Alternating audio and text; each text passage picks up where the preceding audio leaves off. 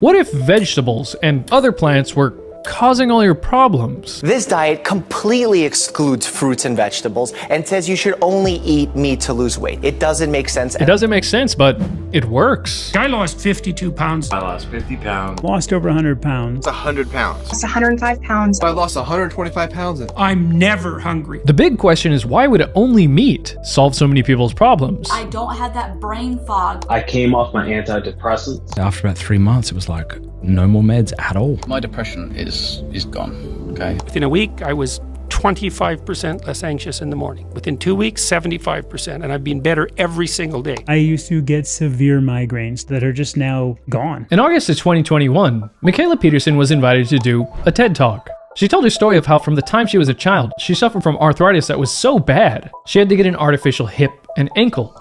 She suffered from depression, bipolar disorder, chronic fatigue, and she was sleeping 17 hours a day thanks to all the medication she was on. Methotrexate and naproxen, cortisone and Enbrel and methotrexate, put on SSRIs, put on OxyContin, Tylenol 3 to take at night, 40 milligrams of Adderall just to wake up. I was taking Dapsone, escitalopram for the depression, prescription strength antihistamine. If I don't figure out what's wrong with me, I'm going to die. The solution to her years and years of crippling health problems was surprisingly simple, yet kind of strange. And I cut everything out except for beef. 2 weeks after doing that, the itch went away and my joints started to feel better. 4 weeks after that, the depression lifted and I stopped crying in the morning. And 5 months after that, the anxiety lifted and I was back in what I felt was heaven. But TEDx refused to upload her talk. I followed TEDx's guidelines very carefully. I was the only talk from that TEDx conference that they refused to post. Her story isn't based on a scientific study, it's just an anecdote. But apparently, it was the wrong anecdote. You see, Mikhaila made significant progress on her health problems by cutting out most plant foods from her diet. Then she pretty much completely solved her health issues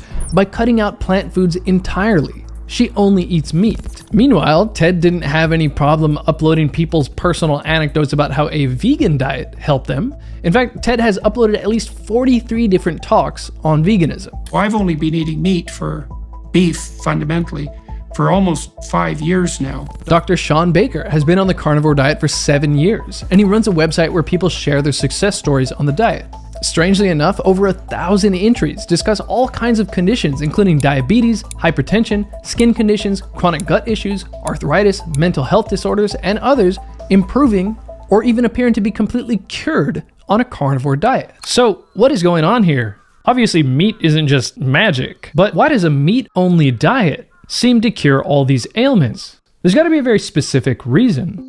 Also, what about nutrient deficiencies? And aren't these people's guts going to be totally wrecked without fiber? For 4.5 months, I lived on literally nothing but fish and water. The story starts back in 1906, when explorer Vilhjalmur Stefansson was left stranded in the Arctic. Being stranded in such a harsh environment where nothing grows would normally be a death sentence. Stefansson was baffled that not only could the Inuit be perfectly healthy on an almost completely plantless diet, but that he could as well. And at the end of 4.5 months, I was healthier than I'd never been before. So over 100 years ago, Stefansson was a proponent of the so-called carnivore diet.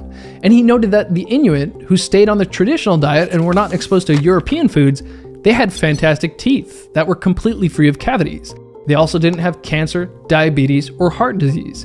And lastly, no, they did not have scurvy. It still seems to be a puzzle why people like Shawn Baker, who has been eating mainly just cooked steaks for 7 years, mysteriously doesn't have scurvy. One reason he might be protected from this is that meat, especially if it's raw, does in fact have a little bit of vitamin C. Further, your vitamin C requirements may be far lower if you don't eat any carbohydrate because glucose actually inhibits vitamin C transport in the body. In fact, in Stefansson's 1936 article, Adventures in Diet, he noted that men could be cured of scurvy if they were transitioned to a meat-only diet. You see, back in the early 1900s, people didn't believe it was possible to live on an all-meat diet and thought that the less meat you ate, the better for you. It was thought that meat would cause arthritis, hardening of the arteries, high blood pressure, and kidney damage. So Stefansson and his friend Karsten Andersen volunteered to eat a meat-only diet while under supervision at Bellevue Hospital for an entire year. Some of the investigators thought that the men would die in under 3 months on this diet. At one point in the experiment, Stefansson was feeling unwell and had some gastrointestinal issues. But this was because he was instructed to eat lean meat. Stefansson had known just how important eating plenty of fat is in the success of the diet. In fact, his book on the topic is called Fat of the Land. Stefansson began eating much more fat and all his problems went away. To the amazement of all the investigators, Stefansson and Anderson's meat-only diet did not cause any of the health problems that people were worried about. They were perfectly healthy and had in fact reduced their blood pressure and lost weight. This was no surprise to Stefansson, as he knew the Inuit were very fit and trim under their baggy clothes. Both men on the meat diet remarked that they passed much less gas. The investigators were in fact so interested in the topic of gas that they used an X-ray to observe that there was indeed less gas in the intestinal tract. The oldest carnivore success story I could find was one from 1886 in the British Medical Journal. A man went on a meat-only diet, he lost 14 pounds, he claimed that his mental and bodily activity doubled, and his intestinal gas completely went away. Okay, so that's nice, but who cares? This might seem like just a funny observation, but let's take a close look at what's going on in our gut, because gut function is actually really important to our overall health. Diversity is king and queen and everything in between when it comes to gut health and longevity. I did full-on 90 days of carnivore. My results actually got better. My diversity got better. There's a lot of talk about the so-called gut-brain connection lately. In 2016, Dr. Emmerin Mayer wrote a book called The Mind-Gut Connection, where he discusses the intimate connection between gut function and mental issues like anxiety or depression. In fact, 5 different studies on various groups of people all found that constipation was associated with depression. Another study published just last year found constipation to be correlated with major depression in American adults. Now, these are just correlations, but other studies have found that people who have the inflammatory gut condition, IBS, to have significantly higher levels of anxiety and depression. Interestingly, you'll find plenty of anecdotes online of people claiming to have resolved their gut issues and depression on a meat-only diet. All bloating and indigestion, GERD, anything like that, it's completely gone. This is very effective for dealing with depression. You do feel a level of both mental clarity and then even digestive health was really good after the first 8 days. Now I no longer suffer with anxiety. I no longer suffer with depression. On the other hand, there have been cases of long-term vegans finally quitting their high-fiber diet specifically because it caused so many gut issues for them. Hurting my stomach bloating, bloated a lot, bloating, bloating. Really bad gastrointestinal issues. Digestive illnesses like this that were so severe. My intestines were actually bleeding. Really bad pain after I would eat, blood in my stool. We've been told that the gut absolutely needs fiber. We need calcium for strong bones,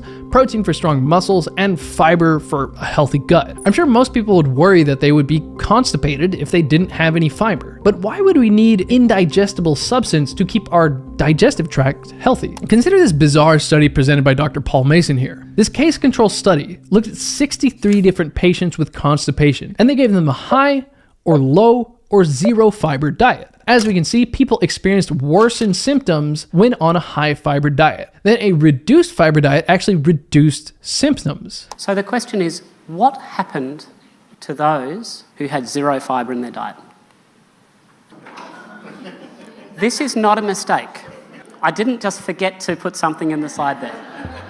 Not one patient on the zero fiber diet had any symptoms. That's quite astonishing, really.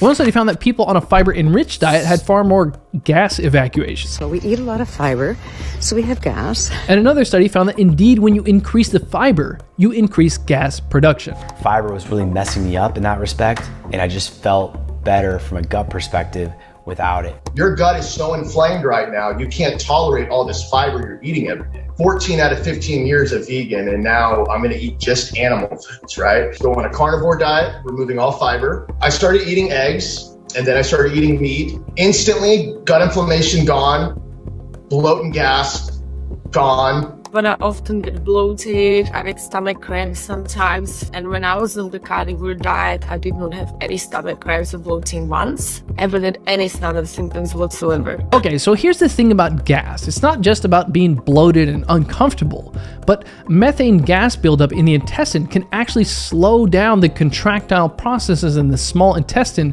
which can result in constipation. Ironically, we've been told for decades that the solution to constipation is more fiber.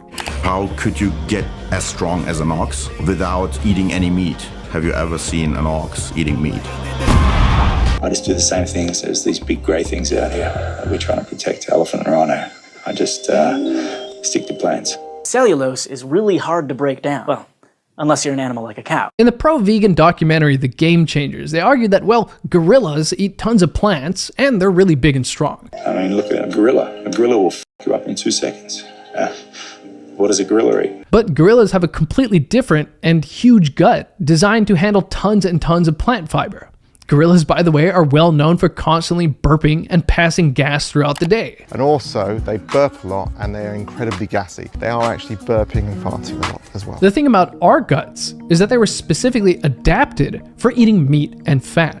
It's well known that during our evolution, our brains suddenly and rapidly increased in size. At the same time our brains got bigger, our guts shrank. This trade-off meant that more energy could be allocated to our energy-expensive brains. But now, with smaller guts, we would have had to rely on more efficient, calorie and nutrient-dense foods like meat and fat.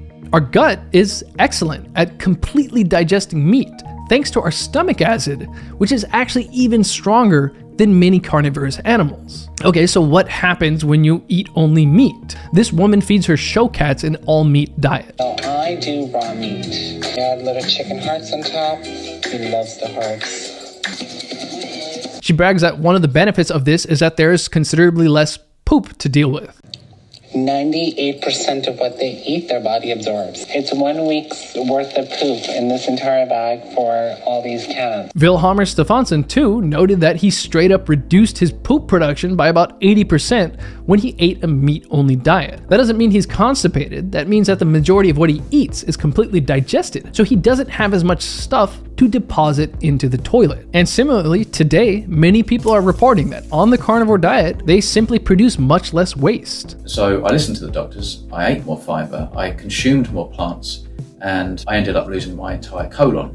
Kent Carnivore probably has the clearest evidence of how much easier meat digests than plants. He had to have his colon removed, so rather than using the toilet, he has to empty a colostomy bag which is connected directly to his small intestine, meaning he can see exactly how things are digested. I've eaten both a plant-based diet, even since having this bag after my surgery, and eaten a carnivorous diet. As I wear a bag, I can actually see, because I empty this thing multiple times a day, all animal products, right? Even red meat, they are all broken down entirely. Think about now plants, right? You find plants in your poop. If you just swallowed pieces of sweet corn, carrot and peas and stuff like that, they're still there intact. Red meat, it's a breeze. He now sticks to a carnivore diet for several health benefits, including dramatically better digestion and gut health. I create very little gas and wind in the bag, right? Doesn't really happen so much. When I was eating plants, my bag filled up with air like I was blowing it up like a balloon. Now, before we move on, let's finally look at a 2021 study that surveyed 2,029 carnivore dieters. 531 people said that they were doing the carnivore diet specifically to try and treat gut issues. I'd bet the average doctor would worry that this diet would worsen their patients' gut issues. But the complete opposite happened. Almost everyone, 97% of 531 people, improved or completely resolved their gut condition by eating a zero fiber, zero plant food diet. At the end of the day, I'm not trying to argue that fiber is bad for everyone, but it certainly seems to be the case for some people. Further, the idea that we all absolutely need fiber clearly isn't right. The idea that you need fiber, it's like, no, you don't. That's wrong. And are plants necessary? Doesn't appear to be. You can live on meat. Now, I know it's hard to make sense of this when we've been told for years about how fatty meat causes heart disease and all these other problems. People have been claiming that meat causes this or that ailment since the early 1900s, which is why people were baffled when Vilhjalmur Stefansson and Carsten Anderson had success on a year of just meat. Actually, just recently, Harvard claimed that red meat is linked to diabetes. Ironically, that earlier study on 2,029 carnivore dieters was done by a team of researchers out of Harvard University. While we're limited to just this one paper, it does suggest that if the carnivore diet could be sold as a pill, it would immediately be the absolute best diabetes drug on the planet. 402 of the people in the study said that they went carnivore to manage their diabetes or insulin resistance. Insulin resistance is basically the first step that leads to diabetes. The carnivore diet was so effective that 74% of these people completely resolved their diabetes or insulin resistance, and 24% of them improved their condition. Putting that together, that's 98% of them experiencing a benefit from a meat-only diet. So, how how could red meat cause diabetes if an only meat diet seems to be fantastically effective for treating diabetes? Actually, a Dr. John Rollo famously cured 2 diabetic patients way back in 1797 with a diet of only meat and fat. Okay, but before we move on, here's the other thing. A 2009 paper says that insulin resistance itself is likely the most single important cause of heart disease. Okay, so then how can red meat and saturated fat cause heart disease if insulin resistance is the most important cause of heart disease and a diet of only meat and fat reverses insulin resistance? When I first heard about this diet, I wasn't surprised that many people had benefits. After all, the diet cuts out processed food, wheat, soy, sugar, and vegetable oils. What really surprised me was that people were still experiencing improvements when switching from a very clean diet of just meat and greens to meat only. I have to cut out the goddamn greens. Within a week, I was 25% less anxious in the morning, and I've been better every single day. So why would cutting out the greens be good for some people? The simple fact is that the animals we eat will try to protect themselves by running away. Plants can't run away, so they have to protect themselves by attempting to poison whatever eats them. We learned 20 years ago that Brussels sprouts alone had over 136 identified human carcinogens in them. But also spinach, kale, lettuce, celery, cabbage, cucumber, broccoli, every plant that you've ever come across in the grocery store. And not a single one had less than 60 known human carcinogens in them. I'm telling you, this is why kids, no one likes Brussels sprouts, right? You know, that bad taste, that bitter taste is your brain and your tongue. They can tell you like, hey, this is bad for you, spit it out. Plants are trying to kill you. How are they, Ralph? Good? They taste like burning. Many everyday plant foods can be very dangerous to your dog, like avocados, chocolate, chives, garlic, onions, leeks, coffee, tea, grapes, macadamia nuts, walnuts, mushrooms, and other things. Plants create toxins because they're trying to prevent us from eating them. We of course know about all kinds of human allergies to plants like peanuts, tree nuts, soybeans, and wheat, but there are various other plant toxins that some people can react to. The foods that are the worst, right, in terms of what's going to cause the most inflammation, the most gas, obstructions: mushrooms, celery, cabbage, carrots, onions, nuts and seeds, pineapple, mango, brown rice. Oh, Daddy, this tastes like Grandma. In 2013, 5 little girls went to the hospital with second-degree burns after getting lime juice on their skin. A compound in the limes made their skin extremely sensitive to UV light. In 1989, a diabetic alcoholic man died just a few hours after eating tons of sorrel soup. Sorrel is similar to spinach, and like spinach, it has plenty of oxalate. A paper on oxalate-induced kidney damage presents several case reports confirming kidney damage in people ingesting a large amount of oxalate-rich foods like peanuts, cashews, almonds, black tea, celery, beets, spinach, and so on. There are all kinds of other plant toxins. For example, the gliadin protein in wheat can damage the gut lining. Protease inhibitors in things like grains, nuts, and seeds, and soy can interfere with your digestion of protein. But obviously most of us can handle most plant foods. For example, sure, pineapple makes my mouth feel a bit weird, spinach makes me kind of queasy, gluten makes me a little sluggish, and mangoes, peanuts, and cauliflower can make me a little bit gassy. Honestly, it's not that big of a deal if I eat those every now and then. However, if I ate a lot of them every single day, I would start feeling pretty uncomfortable and low on energy. So the idea is that maybe small amounts of a variety of plant toxins at every single meal every single day can add up to where some people develop issues, even though they don't necessarily have a specific food allergy. Also, it's worth noting that we can't even absorb much of the nutrients in certain plants. For example, people say spinach is a good source of iron, but the oxalate in spinach blocks absorption of that iron. One study found only 2% of iron from spinach is absorbed. Beans are thought to be a good source of zinc, but there are several anti-nutrient compounds in beans that block the absorption of that zinc. In fact, if you eat black beans with oysters, the anti-nutrients in the beans even block the absorption of the zinc from the oysters. One study found that the anti-nutrients in corn were so potent that corn tortillas almost entirely blocked any zinc from oysters from being absorbed. Further, fiber itself has been found to block the absorption of minerals. We so often hear about how plants are chock full of this vitamin or that mineral, but I don't think most people realize you can get all the essential nutrients from just animal products. In fact, many nutrients are often better absorbed from meat. Even animal protein is better absorbed than plant protein. I would get hangry, hungry and angry and irritable. That is gone completely. I had anxiety and depression. I was very irritable all the time. Switching to the carnivore diet, I noticed this whole thing lifted, and suddenly I had mental clarity, I had energy, I had optimism. Almost within I'd say like a week or so, I noticed that my anxiety levels lowered. Especially now carnivore, I have control over my anxiety. My energy was way up, my sleep was up, depression gone.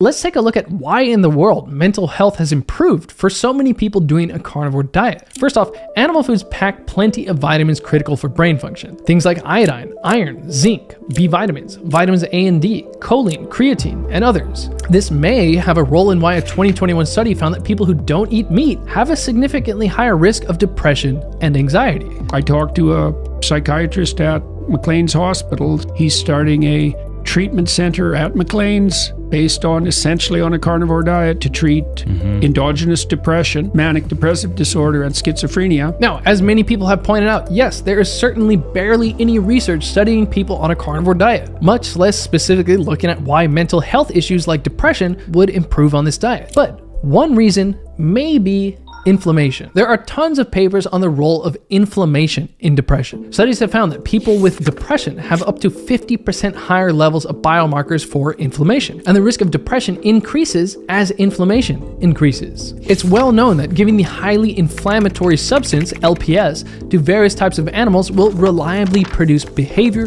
that looks like depression or anxiety. And yes, a study in humans as well found that when people were injected with LPS, they experienced a dramatic rise in inflammation and very quickly experienced an increase in depressive symptoms like anxiety, feelings of social disconnection, and anhedonia, the inability to feel pleasure. It's a panic attack. Further, obesity, which is accompanied by higher levels of inflammation, is associated with depression. In fact, many of the known risk factors for depression increase inflammation. When arthritis pain makes the stairs feel like a summit. In Upton Sinclair's 1911 book, The Fasting Cure, he claims that 5 cases of arthritis were cured by fasting. With arthritis, the joints become swelled and painful because they are so inflamed. This might just sound like an old tale, but a 1983 paper did find that a 7-day fast dramatically reduced people's arthritis symptoms and cut markers of joint inflammation almost in half. Now, that's an old study, but several other studies, like this one from 1991 and another one from 2021, suggested that indeed, fasting can improve arthritis symptoms. Today is day 21. Of my introduction to carnivore. My toe, that's been bothering me for years, I can almost not feel any of the arthritis pain that I was getting in it. My mom went on the diet and her osteoarthritis went away. One of the huge health issues that Mikhaila Peterson fixed on our carnivore diet was arthritis that was so severe that she had to have surgery to replace the joints in her ankle and hip. Now, Mikhaila wasn't fasting, but the similarity between carnivore and fasting is that they both put you in ketosis. When you stop eating carbs for long enough, you go into ketosis, which is where your liver starts producing ketones from fat. And it's been clear since 2008 that increasing ketone production reduces inflammation in humans. I had a host of inflammatory conditions, including peripheral uveitis, and it disappeared completely, along with psoriasis and gastric reflux disorder. There are now a lot of papers on how anti-inflammatory keto is. In the textbook Ketogenic Diet and Metabolic Therapies, there's a whole chapter dedicated to keto's anti-inflammatory properties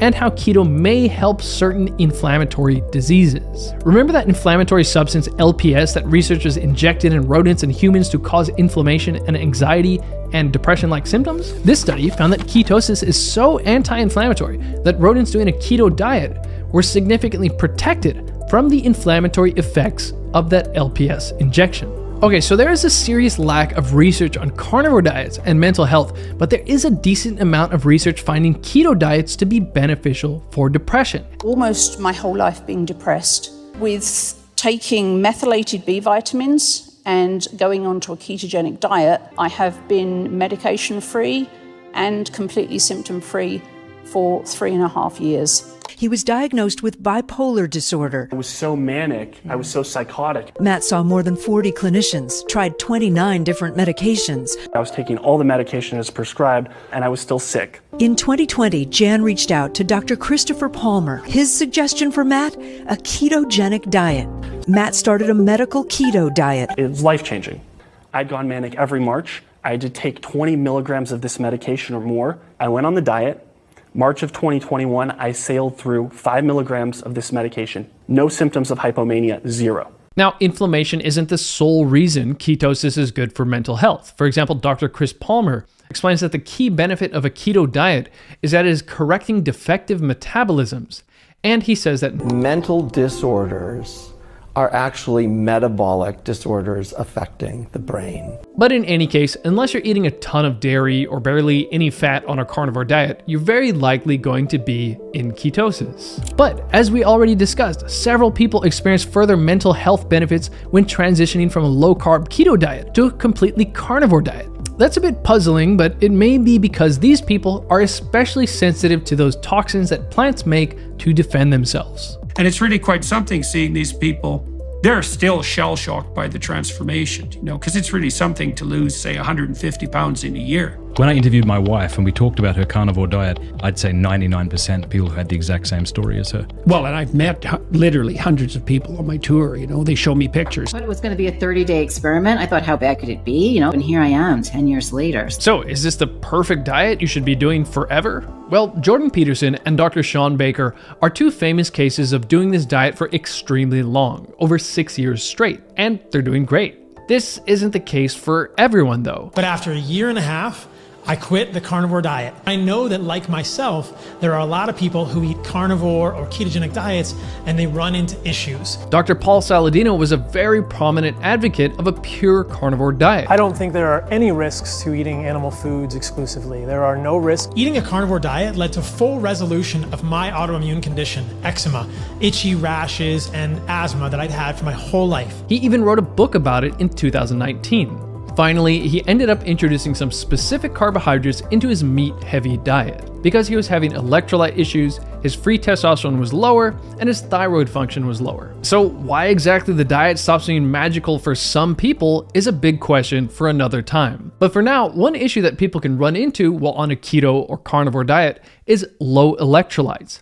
Which brings us to the sponsor of this video, Element. Plenty of fasting benefits from carnivore, keto, or even fasting come from reducing insulin. But reducing insulin will have you pee out more electrolytes. So adding electrolytes to your water can really bring your energy levels back up. I've done a carnivore diet and I found I felt much better, especially in the adaptation phase, when I add a bit of salt and electrolytes from Element to my water. Especially if I felt like I didn't have as much energy at the gym as usual, a bit of salt and some Element was my go-to fix. Actually, even if I'm not doing carnivore or keto, I find Element keeps my energy levels up.